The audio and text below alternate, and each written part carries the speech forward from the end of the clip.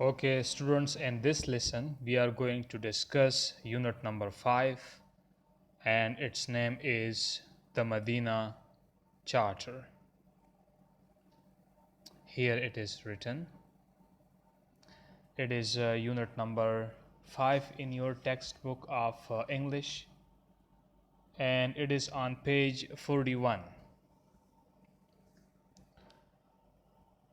Okay, so before starting the lesson, let us know that what is a charter, because discussing the title of a lesson is very important. And in the title, we are having two main words. One is Medina and the other is charter. So your Medina is a city in Saudi Arabia, and a charter is a contract, an agreement. It is a formal document, especially from the government, from a ruler, about what? About the rights of a citizen.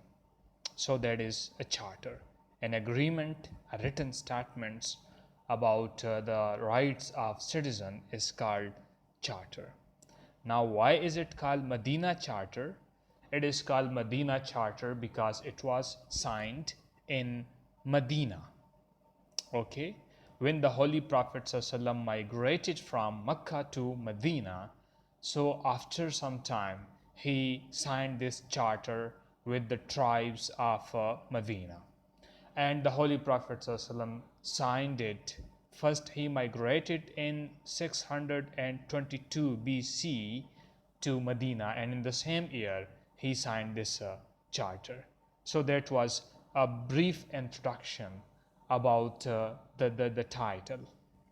Now coming towards the lesson, this lesson will show you the main points of the charter. We will discuss here some of its main points.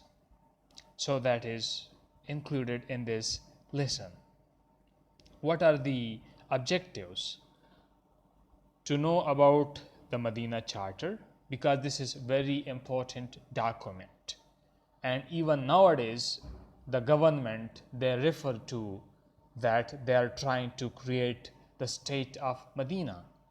And similarly, the United Nations Universal Declaration of Human Rights also adopted some of its main clauses. So that is why this lesson is important. So we should know about the Medina Charter.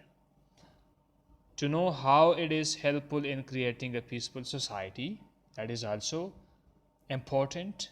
And to bring awareness amongst cadets about peaceful coexistence. This is important because nowadays society has gone too much intolerant. There is religious, cultural, linguistics, and other discrimination. So peaceful coexistence is pivotal for the society.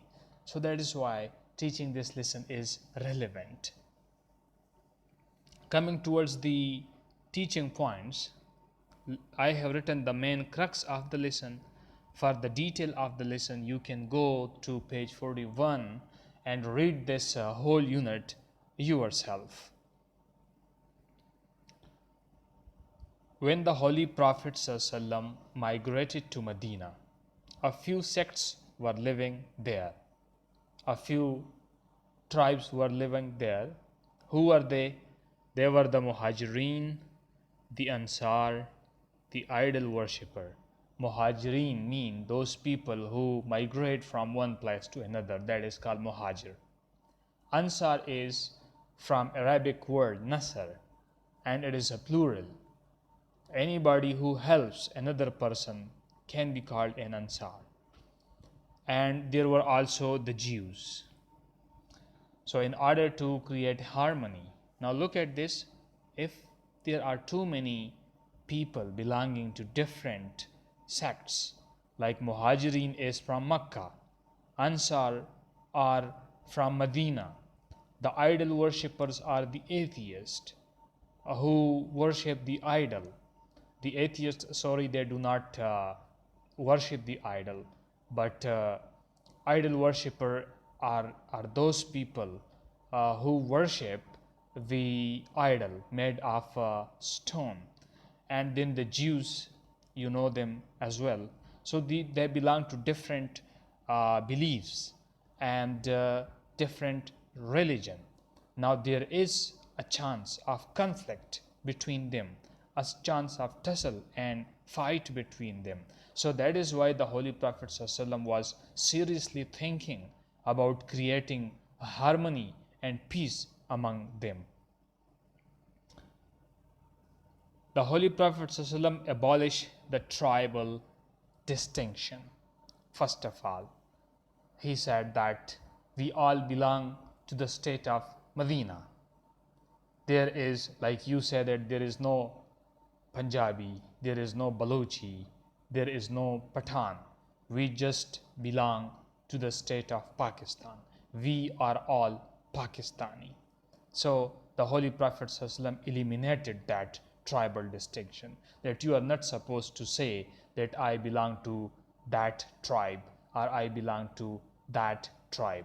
Rather, you have to say that we belong to Medina and Medina is our state. Besides, tribal distinction can also mean that at that time this superiority and inferiority was at peak. One tribe would consider themselves as the chieftain, as the Sardar of that whole region, while another tribe might be considered as inferior to them. So the Holy Prophet ﷺ abolished that as well. So that was the Holy Prophet ﷺ was then trying to bring that into a written document. Later on, he drafted a charter which is known as Medina Charter. Okay, the main points of the Medina Charter are the followings. All the communities signing the charter would form a common nationality. Anybody who signed the charter will be considered as belonging to one nation. I told you earlier that tribal distinction was eliminated. It was abolished from the society. There is no distinct tribals, separate tribes. Rather, we belong to the state of Medina. If any signatory of the charter was attacked, other would defend him. Okay, so if there is an attack from outside, so the whole nation would stand and they would defend that person. Everyone is free to follow their own religion. The Jew would follow their own religion. Similarly, the idol worshipper should follow their own way of doing worship. Nobody would be disturbed. Offenses of trivial nature of any non-Muslim would be treated as such, and no general liability would fall on the community to which the offender belongs. Okay, if there is, suppose, a person from a tribe, from a specific sect, and if he commits anything wrong, so we are not supposed to convict the whole tribe. Rather, we would convict that specific person. The oppressed should be protected, and if there is somebody to whom anybody is doing anything cruel, so the whole nation would stand and would defend that person. Bloodshed and violence should be haram in Medina. Now this is very, very important, that we are not supposed to fight amongst ourselves. So that must be abominable, haram in Medina. All disputes for decision should be referred to the Holy Prophet ﷺ. If there is some fight, any verbal or physical between the people in Medina, so that would be referred to the Holy Prophet ﷺ for the final decision. Okay. Now these are the main points of the Medina Charter which are included in your lesson on page 41. The Charter is vital as it announces civic equality. Now why it is important and in what it was resulted.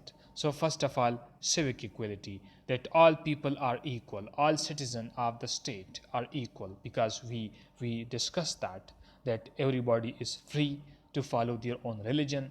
Oppressed should be protected. Tribal distinction was eliminated. So civic equality was ensured. Freedom of worship. So the Holy Prophet ﷺ gave freedom of worship to each and every religion. And racial tolerance was also ensured. Its importance is also seen when in 1948 the General Assembly of the United Nations unanimously adopted the Universal Declaration of Human Rights and incorporated in its clauses of Medina Charter. So we can also find its importance that in the United Nations, while they were writing about the rights of the citizens, so they uh, adopted some of the clauses of the Medina Charter. Okay, so I hope the unit is pretty much clear. If you are still having confusion, you can first go to the unit and read it and study it by heart, and then you can also contact me. Beside, there is an assignment that you should search on the Google that what are the other points or clauses of the Medina Charter, and how many clauses the United Nations adopted from the Medina Charter. And you should write the summary of the lesson and send it to me. Thank you very much.